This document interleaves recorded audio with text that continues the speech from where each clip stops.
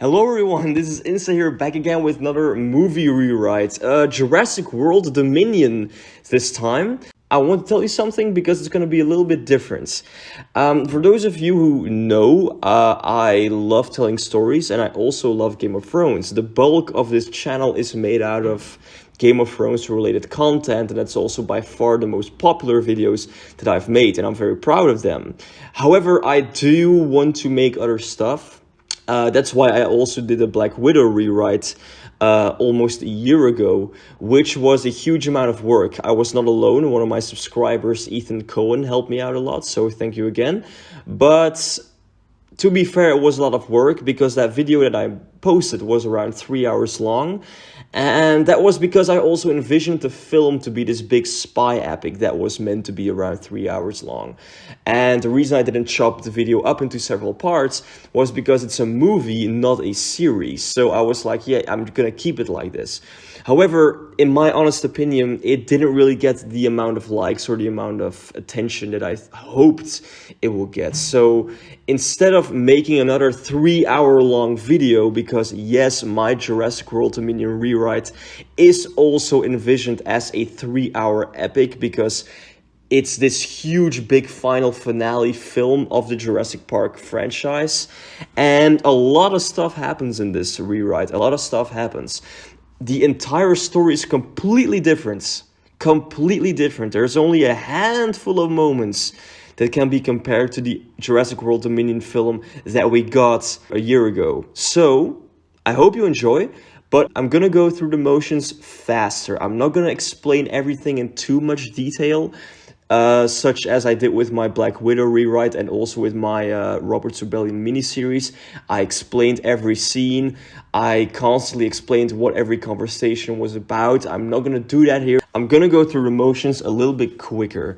Now, maybe if this video gets a lot of love and a lot of support, which I of course hope, I might post a full 3 hour video that will show this entire story told in every detail possible, but for now I'm gonna keep it a little bit more basic. Thank you very much. I hope you enjoy. We open very similarly to the actual movie, where we get a long prologue scene of all the dinosaurs roaming around in their natural habitat 65 million years ago. It's this very calm and peaceful opening scene, which eventually also leads with the T-Rex and the Giganotosaurus having a little fight, which ends with the Giganotosaurus winning. Now, we again make a jump 65 million years later, where we see the T-Rex running wildly through the forest as it's being chased by a helicopter en route to a drive-in theater. Now, this scene is far longer in my movie because we focus on a couple that is attending this drive-in theater, and we see how the man of this couple is none other than an older Eric from Jurassic Park 3. He has grown up and he's there with his girlfriend, just enjoying a casual night. Now, they get attacked and we get this whole sequence where, there's chaos, there's panic, people are running around, and we follow Eric and his girlfriend as they try to escape, and the girlfriend gets injured rather badly, but Eric manages to save and protect her. It's a pretty hectic opening scene as the helicopter tries to tranquilize the T-Rex but fails. It's only until more jeeps arrive with more armed men and that one person gets out, and that person is revealed to be an older Roland Tembo from The Lost World. He's of course older and he performs a very similar move as he did in that movie, where he manages to shoot the T-Rex and actually succeeding in doing so. It ends with the T-Rex falling down, tranquilized in front of his feet. And we zoom out of this whole destroyed drive-in theater with people everywhere. There are also casualties. It's a intense opening moment. And that's when the title of the movie appears on screen.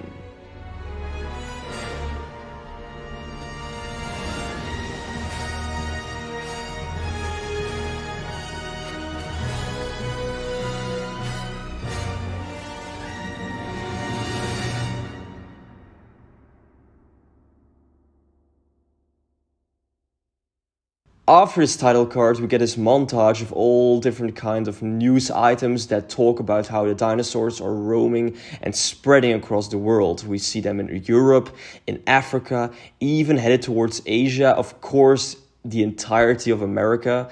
We get these short videos of people, encountering dinosaurs in their everyday life. It's also very similar to the way the original movie shows us this. Now, we cut from these fragments to the courtroom where Ian Malcolm sits, and he has a press conference where he addresses the fact that these dinosaurs running around freely is a huge problem. And this is also where we are introduced to the whole moral conflict of my rewrite. Is it okay for the dinosaurs to just roam freely in our world, or should they be contained? Should they still be controlled? And we get numerous activists and numerous people who try to plead for the dinosaurs' freedom.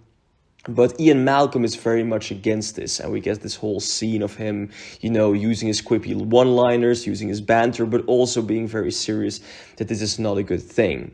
After we get this scene of Ian in the courtroom and him defending his statements, we go back to Montana, where a drive-in theater was located. And we kind of get the aftermath of what has happened.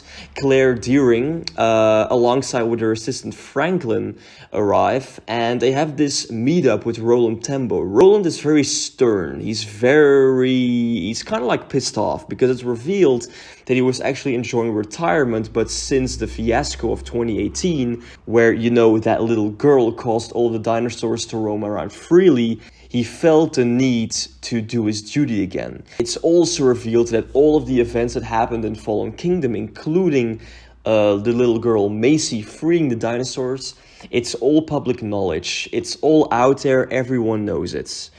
And Roland is very much upset about this. It's also revealed how he's now one of the head people of the border security. And that means that a lot of the major cities in America, and that means like Los Angeles, San Francisco, New York, they're all being protected. They have this huge guard system, this huge protection system that is meant to keep the large dinosaurs at bay, to keep them away out of big cities, to prevent further catastrophe, of course. Claire is in shock because she actually is now the head of the dinosaur containment program. She is revealed to be the big director of a new park that is meant to catch dinosaurs and put them in large enclosures of themselves, but not meant as a zoo. It's not meant as an attraction. It's just meant as a big park where these animals can roam around freely without anyone getting hurt. It's not meant for tourists. It's more meant for science. It's more meant for, the well-being of these creatures. However, this plan clearly is failing because the T-Rex that was roaming around freely, that was attacking the people at the drive-in theater, was actually the T-Rex that they kept at that park, but it escaped its enclosure. Only to make matters worse, Franklin gets a call that apparently other dinosaurs have escaped as well. Apparently a herd of Parasaurolophuses escaped. Claire is about done. It's clear that she has a very difficult time. This is when we head to another place and we get a scene very similar as in the actual movie where this herd of Parasaurolophuses is running across the landscape, but Owen and some others chase after them on horseback, and it's a very fun chase scene. They try to get these Parasaurolophuses back, and it's this fun adventure style chase scene, and they manage to get them back. They manage to trap the dinosaurs and even have this very nice moment where Owen calms one of them down, because of course these animals are panicking, and Owen manages to calm one of them down, and they have this nice moment where they retrieve the Parasaurolophuses back to the dinosaur containment park. And this is where we get a full view of what this park looks like, and it's very similar to the way the Jurassic World Evolution game is meant to be played. And this is actually a very big reference, like a very big Easter egg, because the park that is the dinosaur containment park is like the exact same thing from the Jurassic World Evolution game. I thought it would be a fun thing. And you got tons of dinosaurs here. You got like Hadrosaurus, you got Brachiosaurus, you got Triceratops, you got Ankylosaurus. They're all put in different enclosures, but they are doing fine. It's clear that these animals are living a good life. It's not like in bad conditions or anything. And Owen oversees the process of bringing all the dinosaurs back, but he also notices the complete destroyed enclosure of the T-Rex. And of course, Owen himself also knows that their reputation isn't really in the best of daylights. After this, he visits Maisie. Maisie has, of course, also grown older. She's now a typical teenager, but she has a very tough time because she knows that the whole world knows that she's responsible for the dinosaurs roaming freely, and a huge amount of people hate her for it. And of course, she has a very hard time dealing with this. She even blames herself for making a decision which was, in hindsight, very stupid, according to her. But Owen really has a nice moment with her now, and, you know, he has this chat with her to encourage her, to make her feel better. But Maisie remains very stubborn. However, we do get a nice moment where we see how Owen really cares for the girl. And it's kind of like a father-daughter relationship. It's a little bit awkward, but in the end, it's all meant really well. After this, we are introduced back to InGen. InGen is now still led by Dr. Henry Wu and also his right-hand man, Dodgson. Dodgson in this movie is Henry Wu's right-hand man. And they have one last facility somewhere in North Dakota. And Henry Wu is different in this movie. He's not the same power-hungry man as he was last time. He has actually gone through some sort of character evolution. It's clear that he's not feeling too well. He's not at ease with the current state of the world, with the current state InGen is in, because apparently InGen really isn't doing all that well. It's a company that is falling down, it's collapsing. They're like trying to figure out what they can do to stay alive as a company. And we get the scene where Henry addresses a whole boardroom full of people, and he announces that he's planning on quitting InGen. Not just quitting his job, but actually quitting InGen as a whole, to stop the company. Because it's revealed that throughout the years they have kept on designing weaponized dinosaurs, making them very brutal, very aggressive, very dangerous. And they have sold them, but it's just getting out of hand. There's a black market. These dinosaurs are extremely dangerous. It's brought up that even several military operations have used dinosaurs from InGen, but pretty much all of these operations ended with the dinosaurs just killing everyone, literally killing everyone. So it's disaster after disaster after disaster for these guys. And Henry has made the decision to terminate InGen and to also terminate the dinosaurs they still have in their underground facility. There's still several dinosaurs, several carnivores they have that have been made extra aggressive and extra brutal, but he announced that he's gonna quit everything.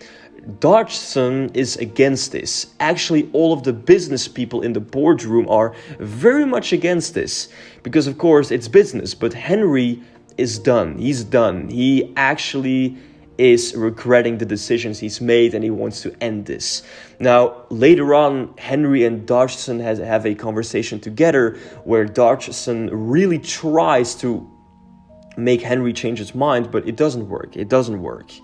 And Dodgson also remains loyal. He's forced to agree.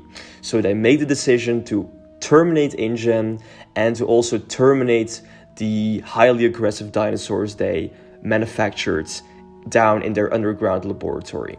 And the scene ends with Dodgson heading down to that underground facility, and that's where we see what kind of dinosaurs they're talking about, because the dinosaurs that they've made extra aggressive are in fact a small pack of Utahraptors, a Baryonyx, a Spinosaurus, but, and this is the big one, it's revealed they also managed to make a extra large, extra aggressive and brutal Giganotosaurus. which of course would mean if these dinosaurs would ever be able to break out, that would mean utter catastrophe. So it's all said and done, these dinosaurs are said to be terminated.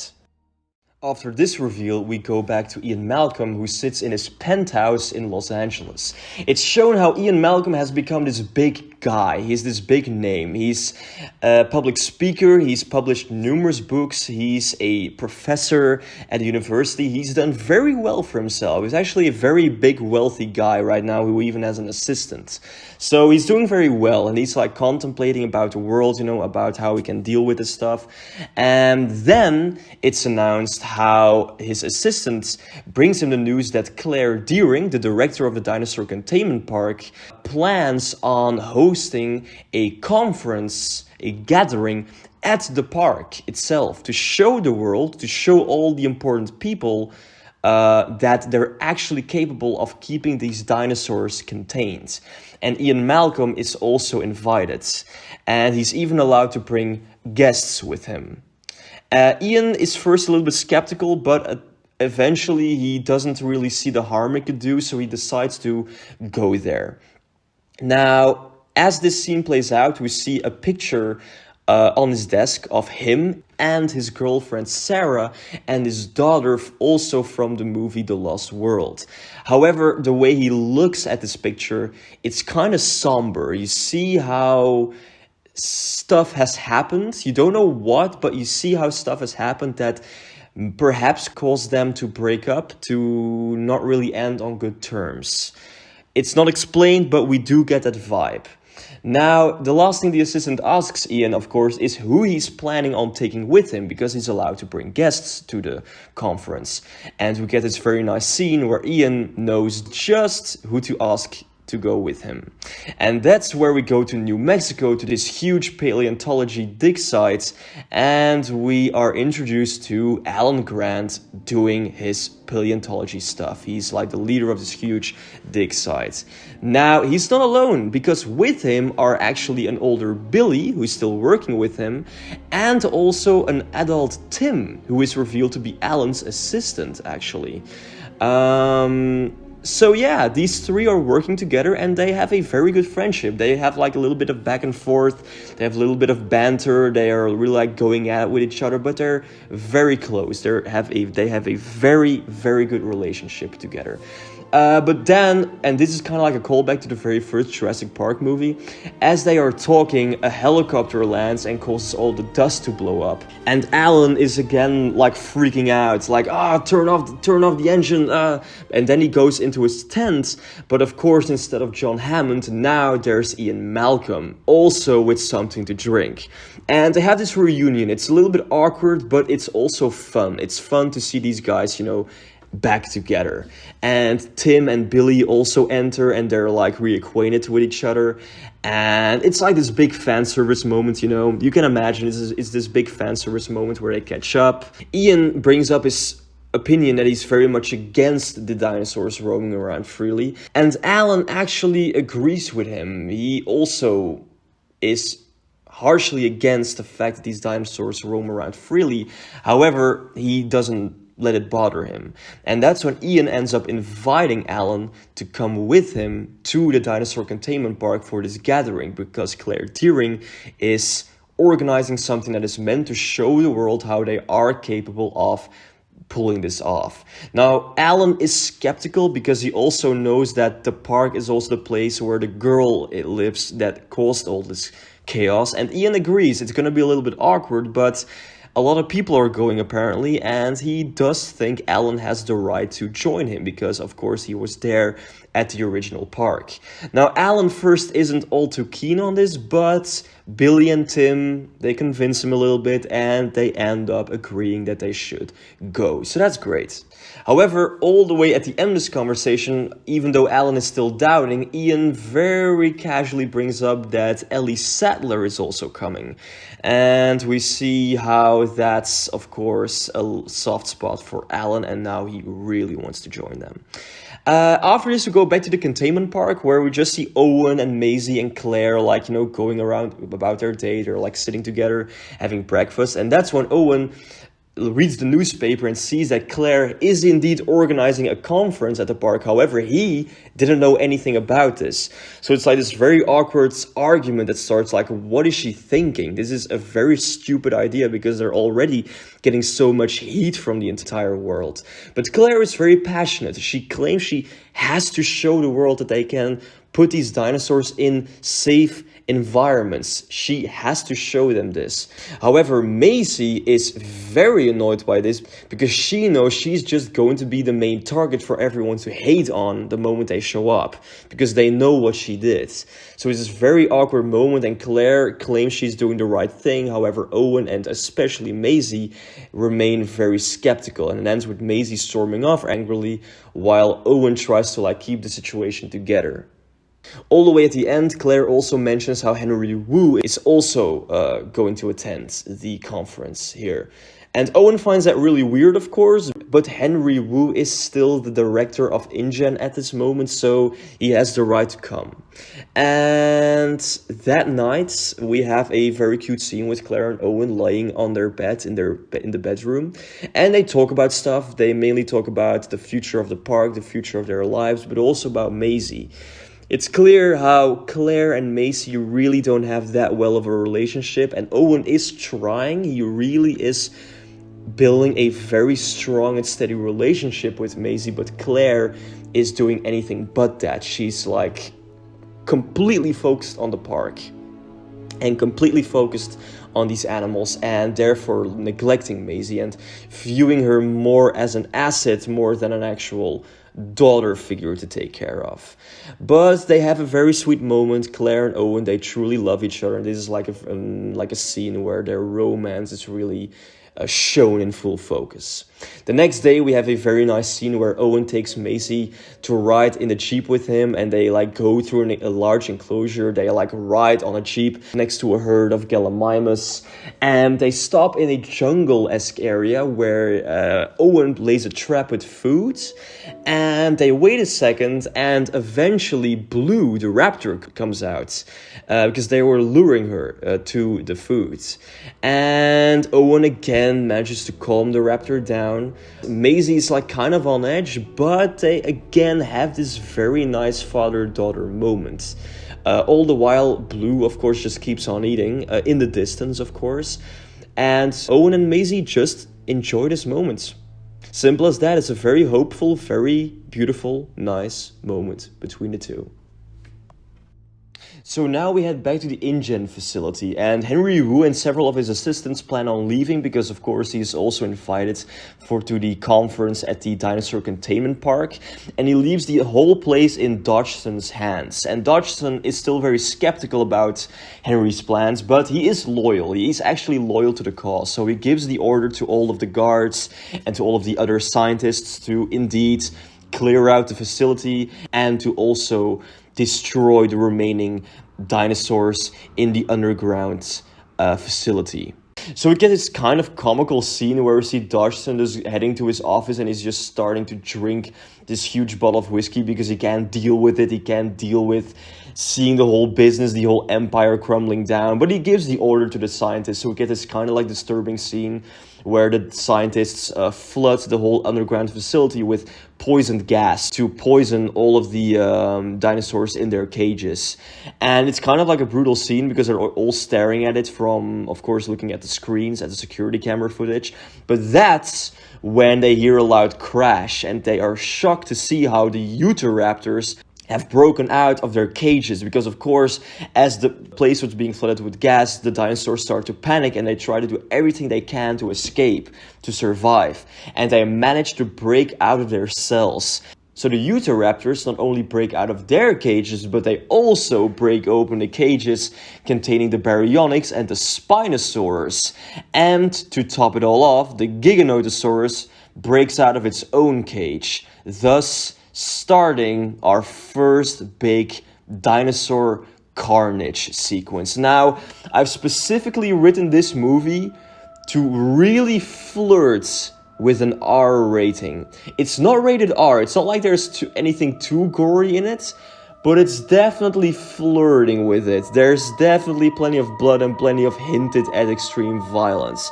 Now we get our first big sequence, because these dinosaurs break out their underground facility and they just go on a rampage across the whole InGen compound. We see scientists running everywhere. We get guards, armed guards, doing everything they can to kill these creatures, but they simply can't. These dinosaurs are far too aggressive, far too brutal, far too fast.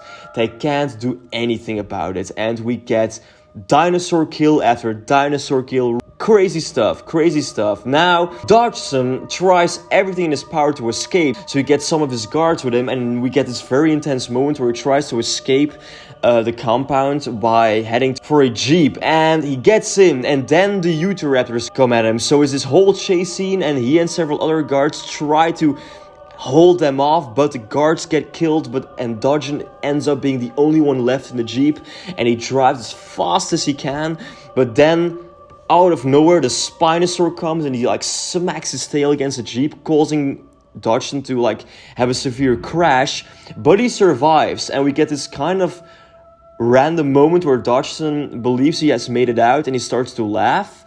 But it's then that the Spinosaurus suddenly rips out the top of the jeep and basically kills Dodgson the very same way Donald Gennaro was killed by the T-Rex in the very first Jurassic Park. So it's kind of like a random callback. But anyway, that is the death scene of Dodgson in my Jurassic World rewrite. So he's not like the main villain, but Dodgson does die right there, and this sequence ends with the facility of InGen literally just breaking down, and we see the herd now of very brutal and aggressive carnivores consisting out of several Utahraptors, the Baryonyx, the Spinosaurus, and of course the Giganotosaurus as its leader, just storming into the landscape, causing chaos and death and destruction wherever they will go. Now we head back to Los Angeles, where we see Alan, Billy, and Tim arriving at Ian Malcolm's penthouse. Ian welcomes them, and they are greeted by two other people, namely an adult Lex, who has since become a successful computer expert working at a IT company, and also Eric Kirby, who has become a biologist who has specialized himself in prehistoric plant life. It's this very fun reunion because, Lex gets to meet her brother again, and Eric kind of meets up with Alan, and they all catch up. It's this very nice moment. It's only when Ellie Sattler arrives that we get this comedic moment where Alan kind of freezes and he starts to act very cute but also a little bit awkward. Ellie laughs about it, but it's it's this fun moment. They catch up, they all get together, and it ends up with Ian taking them to the helipad at the top of the building, and they get into a helicopter also en route to the dinosaur containment park far away out of the city, of course. As they fly, again they talk a little bit, they just catch up, and that's when they see the huge wall that is being built around the city, all about the city protection program that was mentioned earlier. This is a very epic sight. You have this helicopter flying between the buildings and then en route to this huge wall. It's not finished yet, but still the foundations are already there, and it's this massive construction as the helicopter flies over it, and everyone inside is staring in awe, wow, what are they building? All of this for the new age of mankind, of course. All of this to make sure they can live alongside these huge dinosaurs. And they fly over the wall, and sooner or later, just flying over the landscape, and they notice a herd of Diplodocus mixed with Brachiosaurus. And it's this very nice moment where Alan actually asks Ian if they can fly lower, and Ian allows this, so he tells the pilot to fly lower, and it's this very beautiful moment where the helicopter basically flies through this herd of sauropods, and it's just beautiful. Alan looks at these creatures just with love in his eyes. He's so in awe. Everyone is, and Yeah, it's a very beautiful moment. It kind of like rekindles the magic of the very first Jurassic Park movie. And they have this huge helicopter flight, and they eventually, of course, arrive at the dinosaur containment park in Montana. And they land there, and they're all greeted by Claire Deering, who is dressed very fancily. And we see that the park is readied up for to host all of these people. Claire really tried here. Claire really tried. It's obvious. Especially Ian, Alan, and Ellie, they have this fun moment where they walk towards the entrance of the park and they kind of stare at each other because they're like, well, this really feels familiar. You know what I mean? So it's this fun moment. They all get greeted. Also, Henry Wu and his officials are there. Everyone meets each other. It's this formal moment.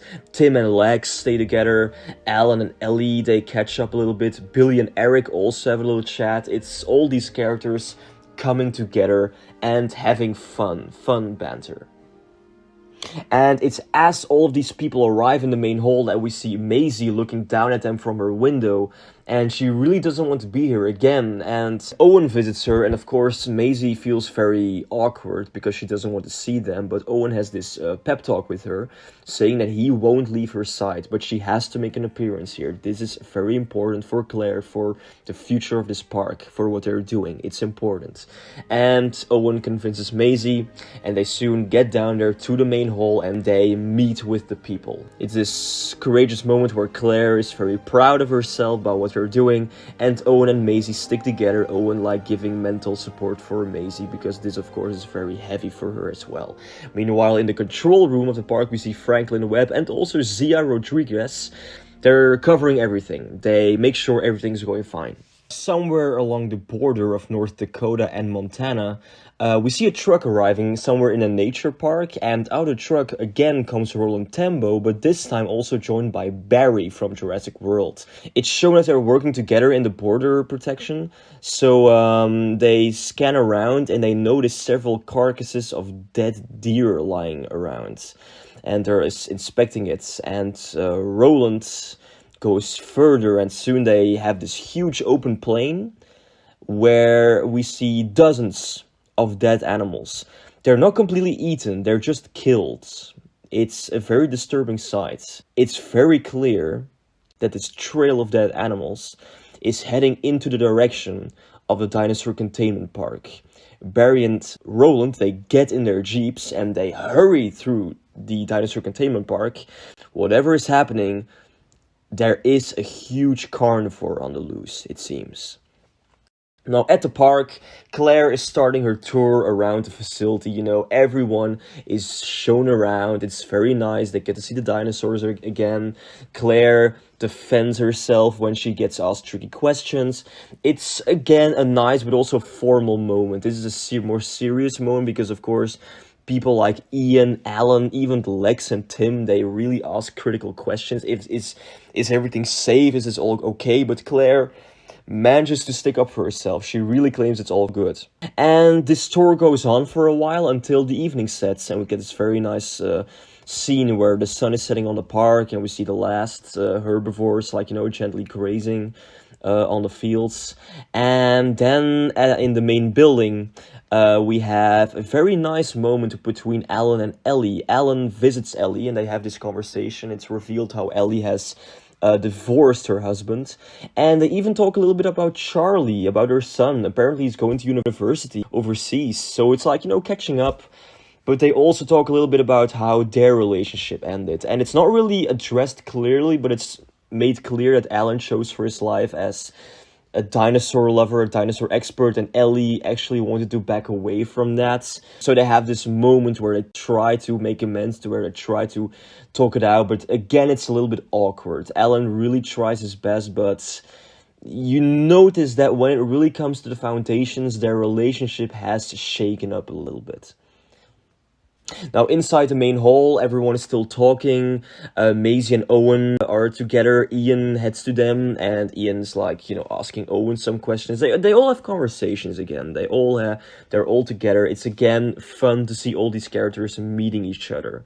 Now, soon Claire also has a chat with Henry Wu. Henry Wu tells her that he's done with InGen. He's wrapping everything up. He's trying to pay the price for all the mistakes he's made, and Claire is surprised, but she is also happy to hear this. It's all fine.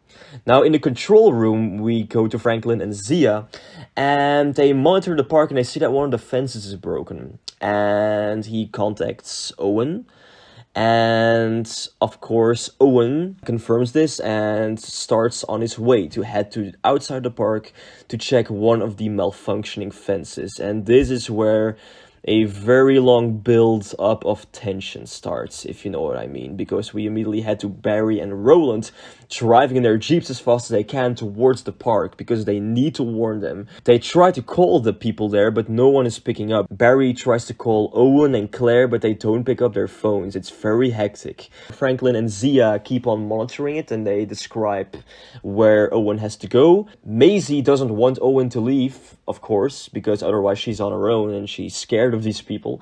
But Owen calms her down, he'll be back before she'll know it.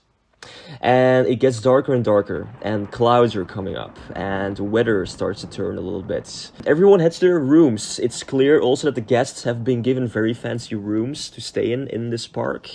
Claire watches all of her guests settle down, and she looks for Owen, but of course she can't find him, so she decides to also go to the control room, and that's where she meets with Zia and Franklin, who are in touch with Owen, as he drives all the way across the park to the broken fence.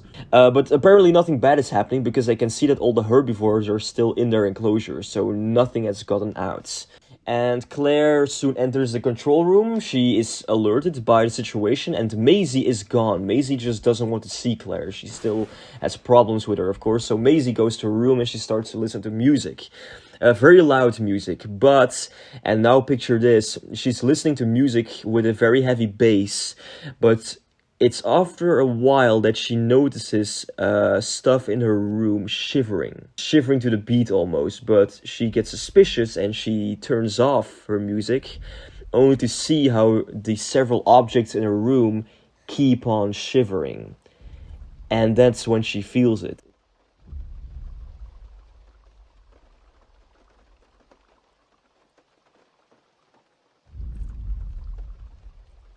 She kind of gets spooked. She looks outside, but it's completely dark, and it's also starting to rain. A thunderstorm is happening right now. Owen arrives at the fence and sees that a huge part of the fence is completely demolished, and even the security cameras have been destroyed. He walks around with his gun, and that's with the flash of lightning when he discovers a massive footprint on the ground, but it's larger than a T-Rex. It's a huge footprint, and of course we know what animal that probably has made. The jeeps with Roland Tembo and Barry enter at the park. They get out, they demand to see with Claire. It's all very hectic now. They go to the control room. The men are all running inside. Barry keeps on calling Owen to get to safety. In the park, when Owen is still there with his gun, and he finally gets Barry's phone call, and he picks up. And Barry's freaking out. He tells them to evacuate the entire park. They warn him about a huge carnivore threat. They need to evacuate the whole place. Everyone. And now we go to Tim's room, where he tries to fall asleep, but he can't. The lightning keeps flashing, and he looks outside. But it's then that he notices several triceratops and stegosauruses running away. And as the lightning flashes, the silhouette of a massive carnivore is revealed, and of course, this is the Giganotosaurus. The Giganotosaurus stands right in front of Tim's window. The man yells out loudly, and that's when the Giganotosaurus roars over the entire park. And now starts our second big sequence, because this is a very intense scene in the film, where these carnivores attack the park. And everyone is involved. In the control room, Roland and Barry, they storm through and they warn everyone. They alert all the guards. They need to evacuate these people here. They need to bring them to a safe location. Outside, we see how Roland's team, he has like several rangers with him, and they spot the Giganotosaurus and they all try to fire it down. However, this beast is so large but also very fast, and because it's so dark it's able to hide easily. But as it's running away, it smashes into the building and a huge part of the park's main building gets destroyed. There is a breach of the park. Several enclosures get breached. The herbivores are running wildly, and all of the carnivores, they run across the premises. Now Owen hears gunfire and he starts to head to his jeep and to ride back to the park as fast as he can, only to then discover how the Spinosaurus is right on his heels. And it's very intense chasing where he rides as fast as he can while the Spinosaurus is directly behind them. The herbivores are all panicking, they're running around, they're trying to escape as they're being chased by these creatures.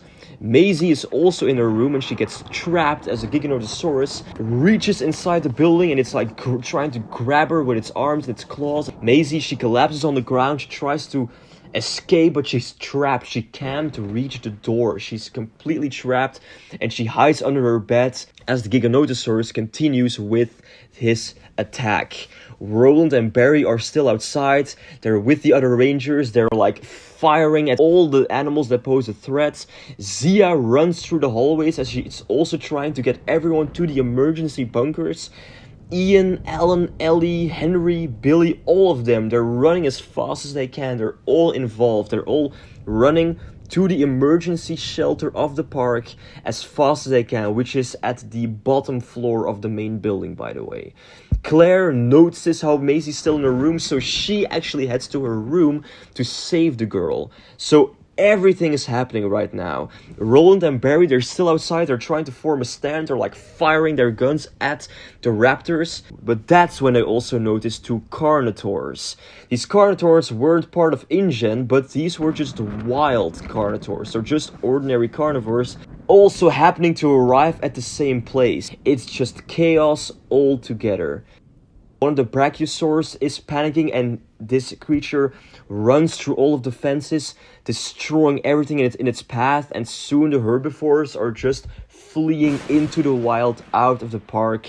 Now Barry tries to cover Roland, but Roland sees how a herd of ankylosaurs is charging directly at Barry. Roland yells at the man to look out, but Barry is too late. And we have our second death scene now, where Barry gets trampled and crushed by a charging ankylosaurus.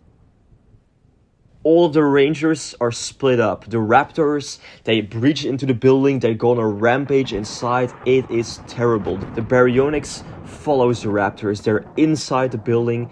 It is complete and utter hell. Inside the hallways, we see people getting attacked. They're all running to the emergency bunker as fast as they can.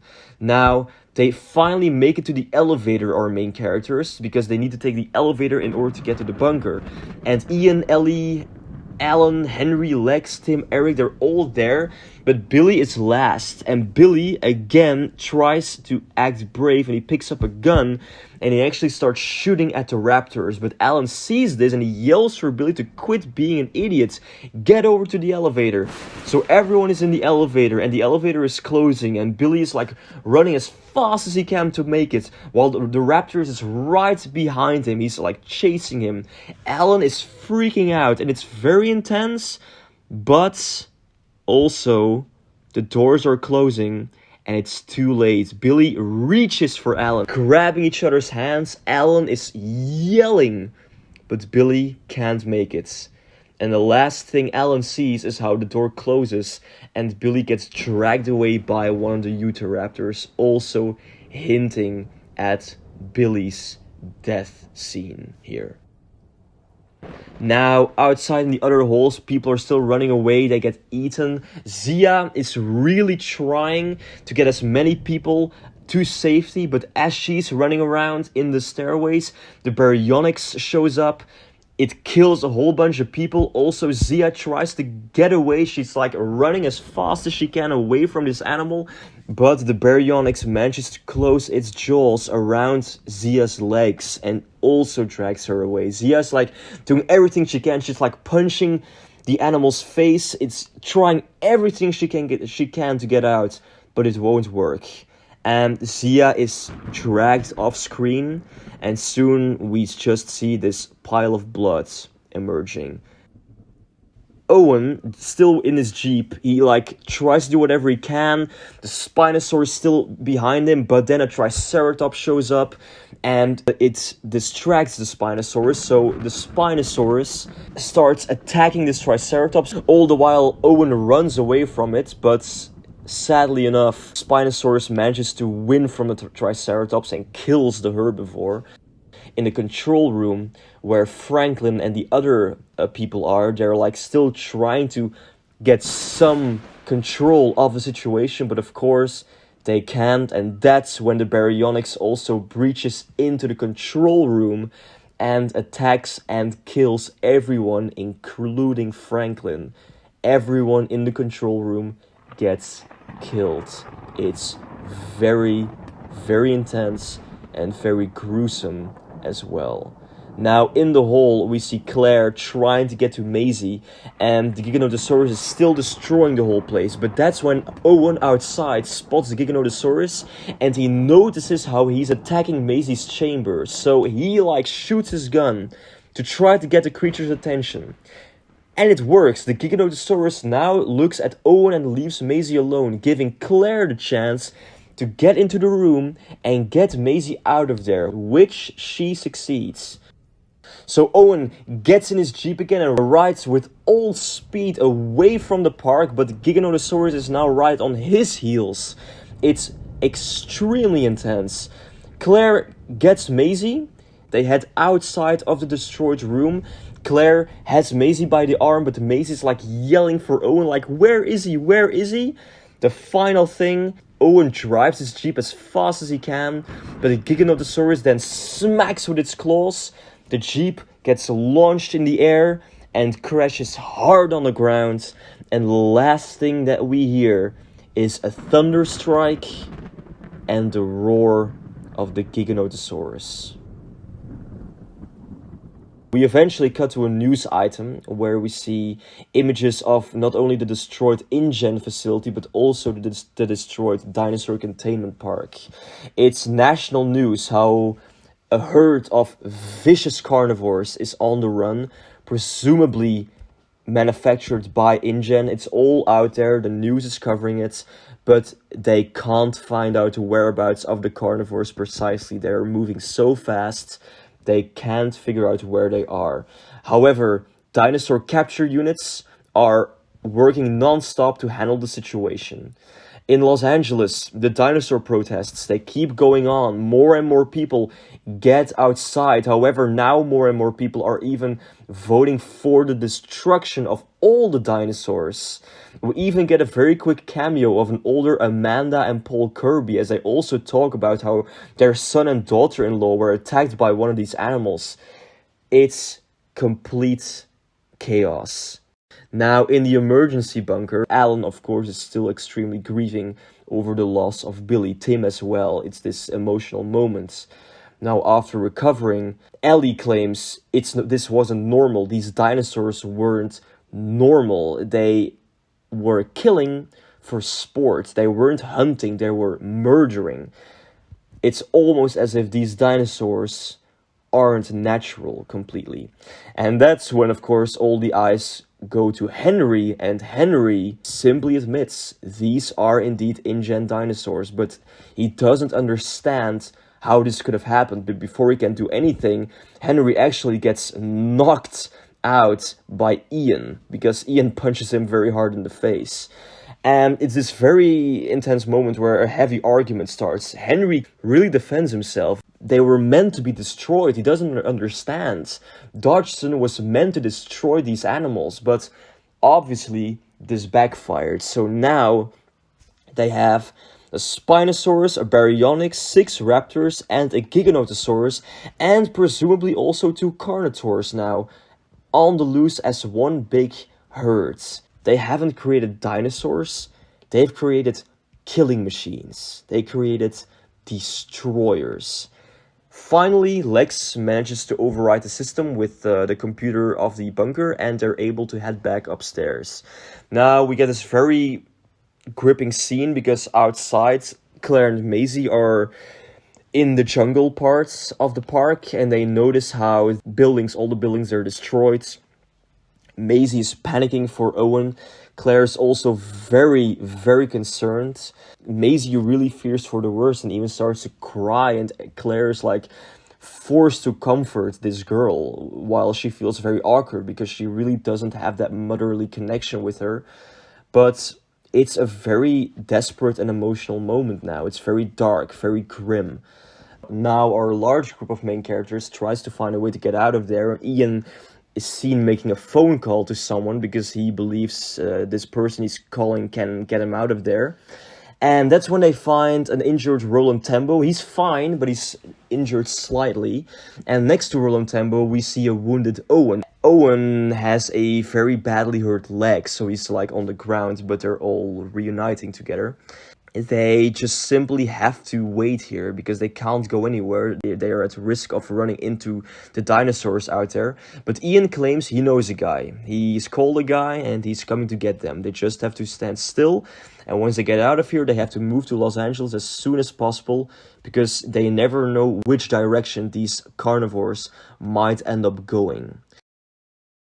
Now we get a whole sequence of Claire and Maisie walking on foot throughout the wilderness of Montana and Idaho. And it's very awkward because these two characters, they really don't connect, they really don't like each other, but they're forced to work together now because it's like a survival trip. They walk through the wilderness, they have like these awkward conversations, but they really just don't click. And it's character building. It really is character building now. And Claire and Maisie, they eventually stumble upon an empty town, a very small town, but this town is also completely destroyed. It's very clear that the carnivores made their way through here. Like, buildings are destroyed, dead people are lying around, and it's completely deserted. And they are there, but soon night falls again, and Claire and Maisie, they're forced to work together, and they make a fire somewhere. It's a slower moment again. Claire really tries to connect with Maisie, but Maisie just feels too bitter, and she just simply misses Owen too much. So it's two characters trying to connect with each other, but just not working. Soon, at the park, everyone's still there. They're like, processing everything that has happened, until finally they spot a truck in the distance. And Ian smiles because the truck stops right in front of our group of characters, and as the doors of the truck open, we see Nick Van Owen. And he's like, what the hell happened to you guys? And Ian claims it's a long story, so they all get into the Jeep and they make haste for Los Angeles. As they drive, they soon also spot a destroyed town in the distance, and they fear the worst. They truly now fear that these animals, these carnivores, are making way to heavily populated areas such as Los Angeles, of course. So they make way. Roland Tembo contacts the ranger facilities. Everyone is kind of fearing the worst now. We now get a slower nature scene in Wyoming where we see a herd of deer like gently drinking some water and grazing until they're being attacked by a pack of wolves, and it's like a chase scene very quickly. But one of the deer eventually gets injured by the pack of wolves. But before the first wolf can go for the kill, out of nowhere the Giganotosaurus appears, and the Giganotosaurus single-handedly wipes out the entire wolf pack, establishing dominance. This scene is just quickly shown how the Giganotosaurus is now the main carnivore of the world. And right on its tail, we see the Utahraptors, we see the Spinosaurus, we see the Baryonyx, and the two Carnotaurs. They're marching across the landscape towards the coast, slowly but surely towards a city. Now, Maisie and Claire at the town, they're still trying to, connect. It's just not working. Maisie eventually gets annoyed when Claire says something again, and Maisie walks away. Claire, however, really opens up now. She claims she just doesn't know what to do. She has tried to be a mother figure, but she just doesn't understand what she did wrong. Maisie now just lets it all out. She believes Claire was really just using Maisie as a publicity item more than an actual person. she's been using Maisie more as a tool because she's, you know, the girl who ruined the world, who ended the world 4 years ago. And she took that very personally. And Maisie doesn't know if she can forgive her for that, because Claire never once in these past 4 years has ever tried to be a mother to her like Owen has been a father. Claire can't give any answer to this. She knows Maisie is right. Claire hasn't been a mother for her, while actually she should have been. Now, that night, we follow our group of characters while Nick is driving them across the roads. Again, we have this moment where everyone is like sitting down. Alan and Ellie again have a character moment, but this time their chat goes very well. It goes very well, you know, it's not awkward like before. Alan and Ellie now have a genuinely nice, sweet moment together where they like make amends. Alan apologizes for the mistakes he's made. Ellie also sees how she has made some mistakes in the past and they make amends. Now, Nick listens to this conversation and Ian is sitting next to him in the front, and now they have this buddy moments. And Nick brings up the fact that Ian indeed broke up with Sarah, but really awkwardly, because it's revealed how Ian and Sarah broke up because Ian was simply so proud or so stubborn, and maybe also a little bit too egotistical to apologize after they had like their 100th argument or so, and he just simply refused to apologize to Sarah. And he can make it up if he wants, he just can't really, he's just too stubborn for it. And Nick kind of has a laugh with this, but it's also shown how Ian does miss Sarah and he does want to make things right again in the end. He just doesn't really know how. He claims he'll do it someday, but he just keeps on postponing and it's just never gonna happen. So we have all of these character moments, especially between Claire and Maisie. And of course also the characters in the Jeep en route to LA, all of them, to cover most of the transition between the second and the third act. The third act really only starts when Claire and Maisie get picked up by a emergency helicopter, and they try to convince them, of course, to go to the park to rescue any survivors, but they can't because all the units, all like the ranger teams, even parts of the military, they've been all assembled to guard most of the big cities. It's even revealed how San Francisco is rallying so many soldiers to guard its borders because they're scared that these carnivores might attack the city. Now, Claire and Maisie, they get dropped off in LA, and there's like tons of protests going on. We got thousands of people in the streets, all protesting either for the dinosaurs or against the dinosaurs. But it really all starts when several guards on the steel wall around Los Angeles pick up how a large herd of herbivores is coming towards them. Apparently, a whole herd of sauropods and also smaller dinosaurs like Ankylosaurus, Triceratops, Stegosaurus, Gallimimus, they're all rushing towards the city. And we get this long, suspenseful build-up where they try to get the herbivores to go away. They even send helicopters. They send teams to like fire warning shots, but these herbivores, they're clearly spooked by something. They're running away, as it seems. And slowly but surely, panic grows more and more, and thus starts our grand and lengthy finale, which takes up all of the third act, basically. Because these herbivores, these sauropods, they breach through parts of the wall, because as I mentioned before, this huge wall isn't finished yet. There are parts that aren't even covered, so they managed to break through and enter the suburban area of Los Angeles. And we get this whole scene where guards on the wall are firing warning shots. They sound the alarm. They are panicking because these huge dinosaurs, they break through the border into the city. In the suburban area of the city, we get this short moment where people are just living their lives, but suddenly like a brachiosaurus appears out of nowhere as it flees through the area, also causing a lot of destruction. Gallimimus are running everywhere, they're bumping against cars, knocking over people, and then the sirens are heard. This huge emergency siren echoing over the whole suburban area, of Los Angeles. The police cars, everyone notices it. Everyone get off the streets. And Claire and Maisie are still in the streets. And as the panic begins, because all these protesters are like running away, it's total chaos as it builds and builds and builds. We see a helicopter, several helicopters as they fly over the city.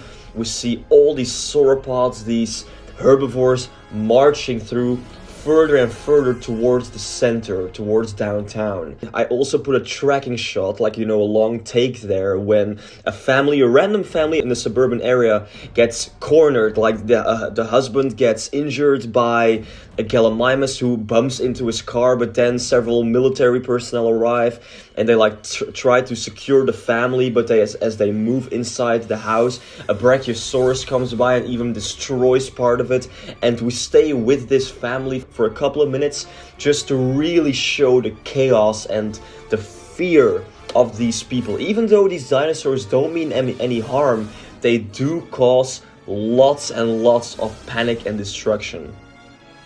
Somewhere in the military headquarters, all of this is also being monitored, but they do make the connection that these dinosaurs, they aren't attacking, they're all fleeing. They're just far too many. It's like almost an army of herbivores that's just swarming the city, but they're all being spooked by something. It's like they've been rallied together and then driven towards the city. Also showing how these carnivores, these InGen modified carnivores, are very intelligent, and they actually even use some sort of tactic to cause as much death as possible.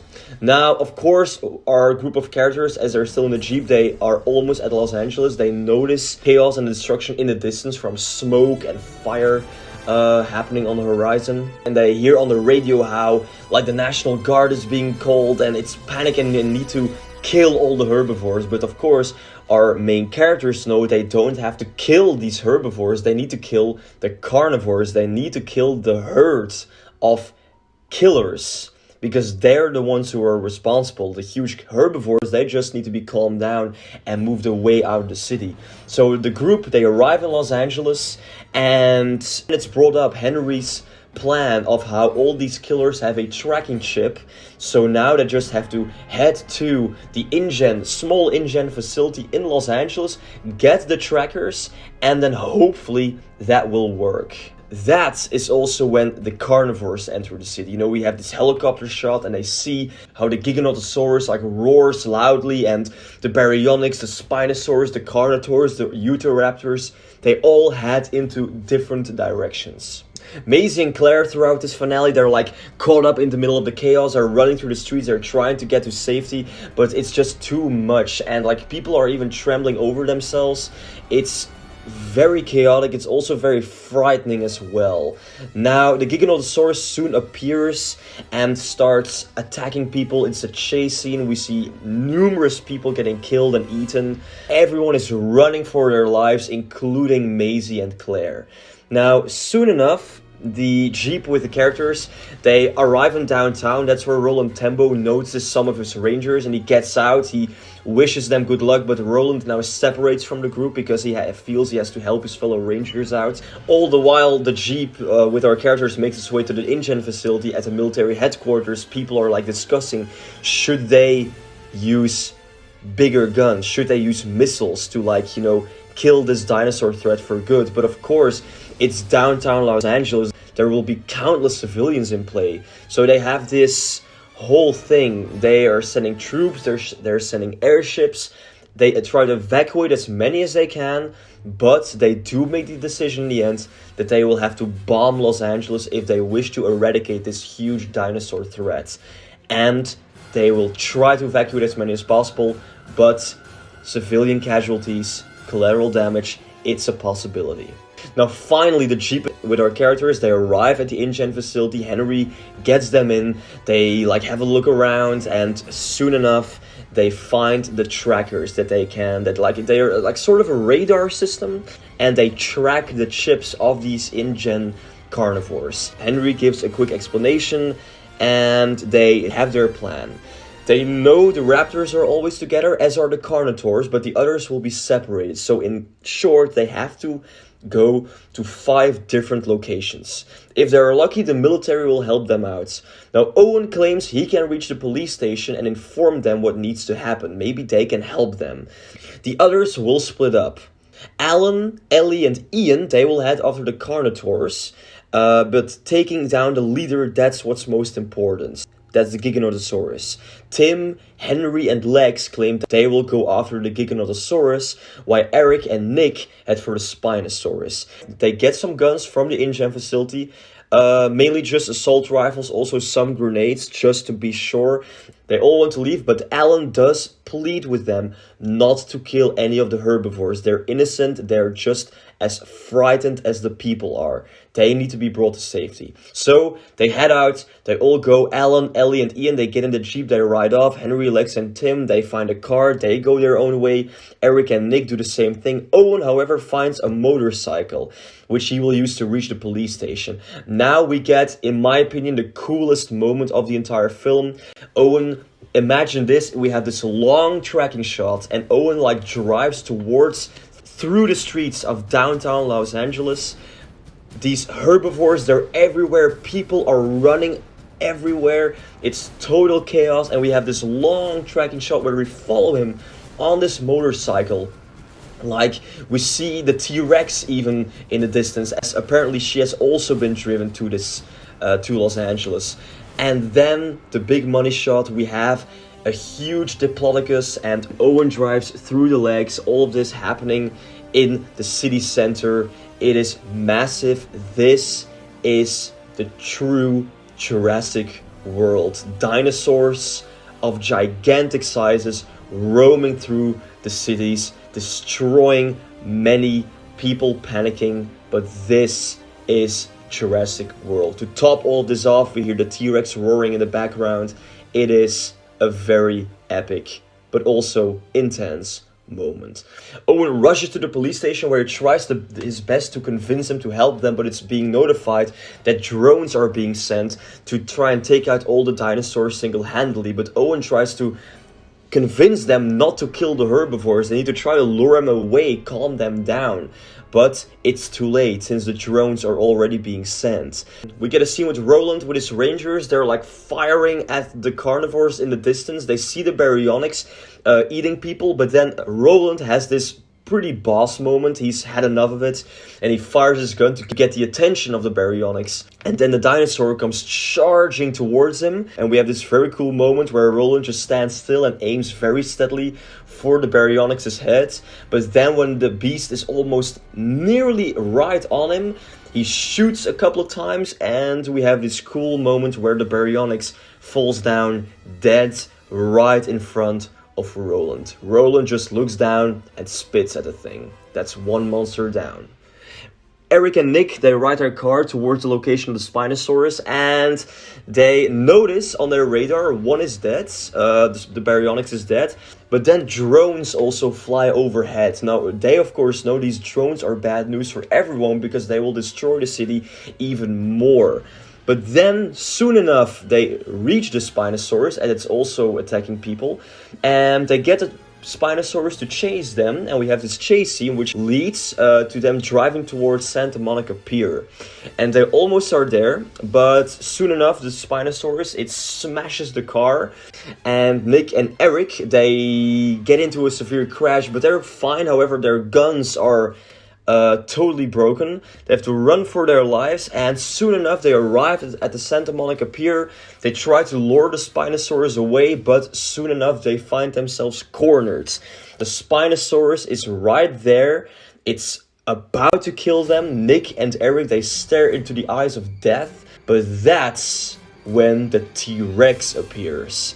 And sure enough, we have ourselves a rematch between the Tyrannosaurus Rex and the Spinosaurus right there at Santa Monica Pier. It's actually a very brutal dinosaur versus dinosaur fight, and Nick and Eric, they try to escape, they try to run away, but nevertheless it ends with the Rex opening its mouth and biting in the Spinosaurus' throat.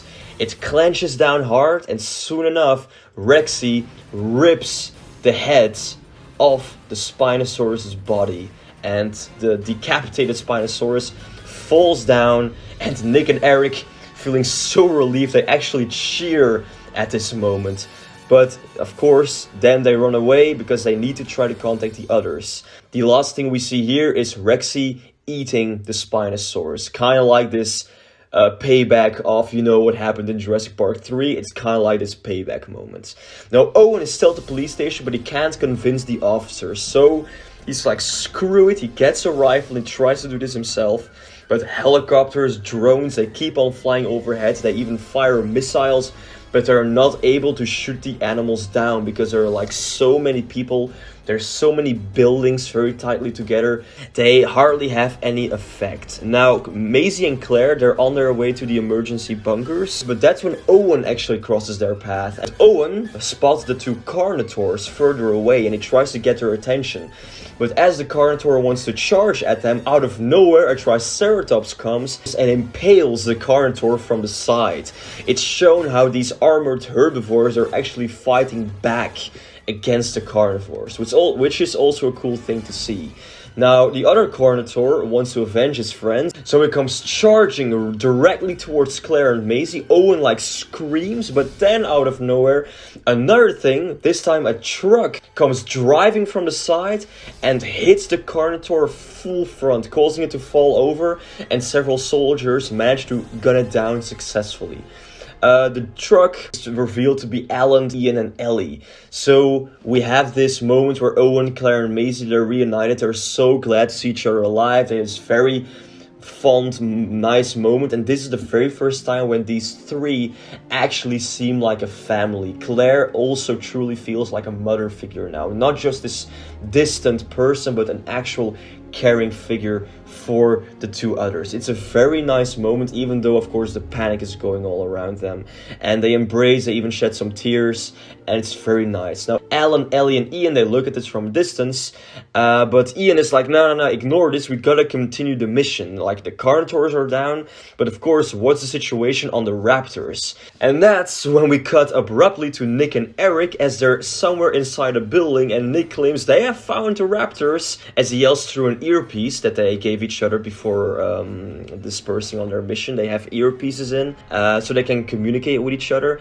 and Nick is like, we found the Raptors, and behind them we see how Rexy is battling the 4 Utahraptors simultaneously, but several gunmen are also on the scene. They're like running around shooting the Raptors, while Eric orders them not to hit the T-Rex, because the T-Rex of course is just an animal, not a manufactured killer like the others are.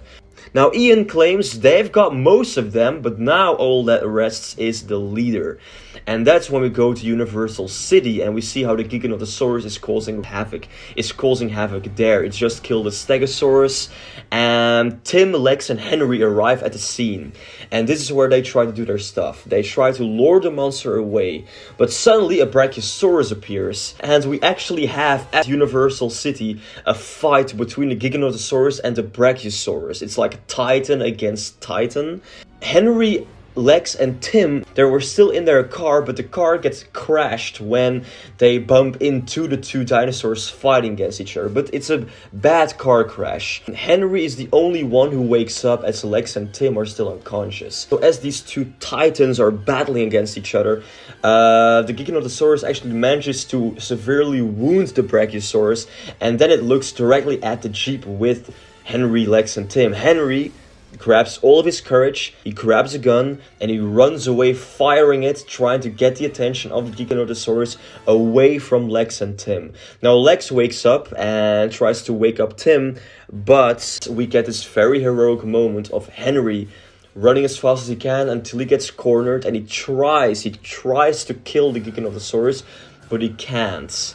And he has this very reflective moment as he feels like maybe he has been the monster all this time because he's the one who made these killer carnivores, but he's made peace with that and now he's finally gonna pay for it. So he grabs his gun, he shoots with all of his strength at the Giganotosaurus, but with no success, and Henry Wu is eaten alive by the Giganotosaurus in this moment. Lex wakes up Tim that he tries to get out, but he's stuck, much like, you know, in the first Jurassic Park movie with the cars. And the monster directly storms at them, and the brother and sister, they fear for their lives, but that's when the Giganotosaurus gets shot from the sides, and we actually see Alan Grant standing there in the distance. They've arrived at the scene, of course, thanks to the trackers they have. And they all fire at him, like Owen, Claire, Maisie, they all arrive. Ian is there as well. And they all try to gun this thing down, but it's not working. The Giganotosaurus is too big, and it's almost like it's just far too well protected. Its skin is far too tough for normal bullets. Again, this is due to the genetic modification of this animal. Now, Ellie quickly runs to Lex and Tim, gets them out, while Alan stays behind. Now we get probably our most intense moment from the entire movie, because at this place, almost everyone is involved, as they try to lure the Giganotosaurus away and constantly save each other. The Giganotosaurus chases after Ian, chases after Ellie, chases after Maisie and Claire. The Brachiosaurus comes in again, but the Giganotosaurus wounds it. Then Alan shoots the monster in the eye, but then the carnivore goes after Alan. Then a helicopter comes overhead, but then a drone strike is carried out. But the drones miss the Giganotosaurus, but hit a building directly next to Owen and Maisie and Claire. And Claire grabs Maisie, throws her to Owen to save her, but Claire herself gets trapped as a bunch of debris falls on top of her. Maisie and Owen, they scream loudly as they see it happen, but all the while, the fight still goes on. The helicopter that's overhead is firing at the Giganotosaurus, but then the carnivore almost takes it down. Then, out of nowhere, the Brachiosaurus comes in again, and their battle continues. But finally, it ends when the Brachiosaurus manages to floor the Giganotosaurus. As the Giganotosaurus tries to get up, the Brachiosaurus launches its front feet in the air and brutally slams them down, crushing the skull of the Giganotosaurus. We have this very gory dinosaur kill, but it's also satisfying since the Giganotosaurus was essentially the main antagonist. So it's over, the Brachiosaurus walks away, but Owen, of course, runs to the debris since Claire was trapped, and they find Claire, but she's injured badly. And the aftermath happens now, where Owen and Maisie try to comfort Claire, and Claire has this very emotional moment where she apologizes to Maisie for not being the mother that she needed, for not being the person that she needed. But Maisie, crying herself, forgives her.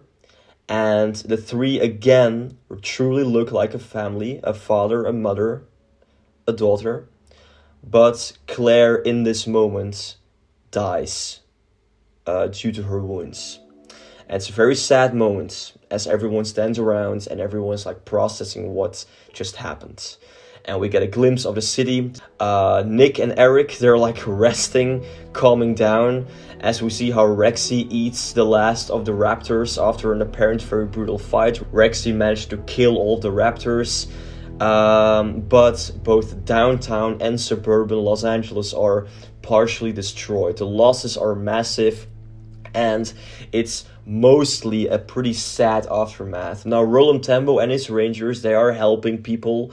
We see how most of the herbivores are being guided and lured out of the city to go into the wild, but consequences of this final climax are very dire. We eventually go to weeks later, and we see Owen and Maisie standing in front of Claire's grave, and the gravestone says, "A beloved wife and mother." And it's a emotional moment, but also a heartwarming moment. Owen comforts Maisie. They know Claire was proud of them. They have this very nice moment. It's a very nice, genuine, heartwarming moment. We go to Ian in a large conference room, and he gives a very big speech. Where he also claims that he might have been on the wrong side of things. Yes, bringing back dinosaurs it was a huge mistake, and yes, this should have never happened, but evolution is inevitable. And what has happened in Los Angeles was always destined to happen ever since they brought dinosaurs back to life. Now, he claims they can't do anything about it in the end because they've spread it far too far. They're in Europe, in Africa, in Asia. The black markets are a thing. The dinosaurs are part of this world now. They can try to kill them, but it won't work. They're reproducing. Life found a way.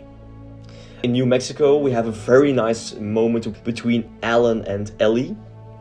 Alan says goodbye to his profession of paleontology because he's like, he can't run away from the world anymore.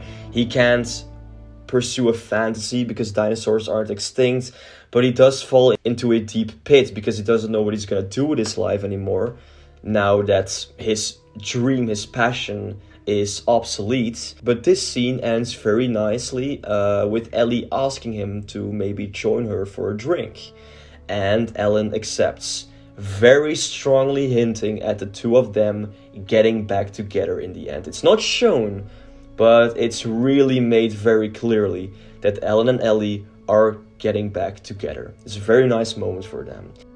Now, our final scene is near the ruins of the old dinosaur containment park, and Owen and Macy, they're sitting on a hill as they have a cottage there, which is their new home, and they share a cup of tea as they enjoy the nice sunsets.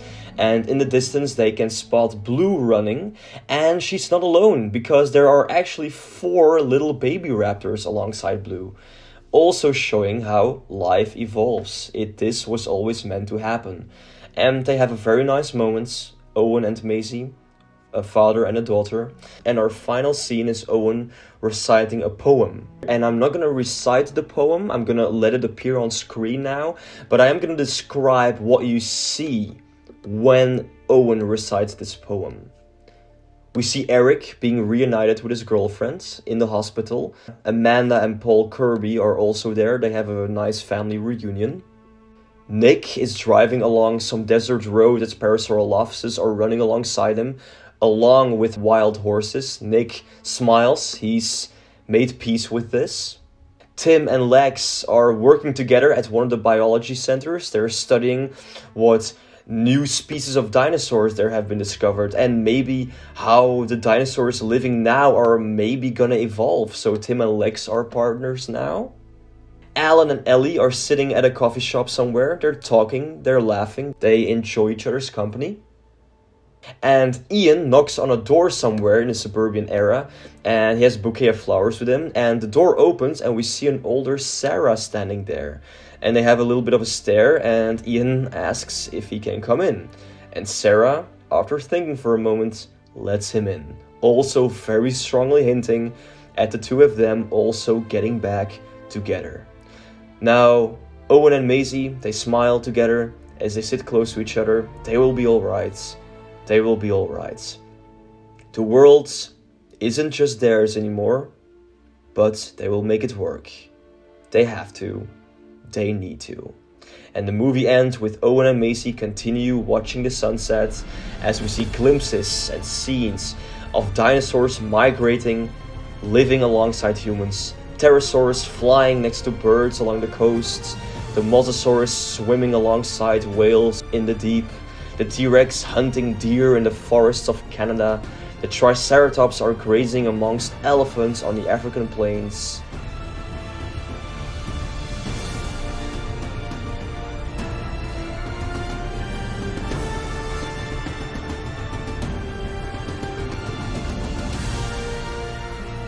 Welcome to Jurassic World.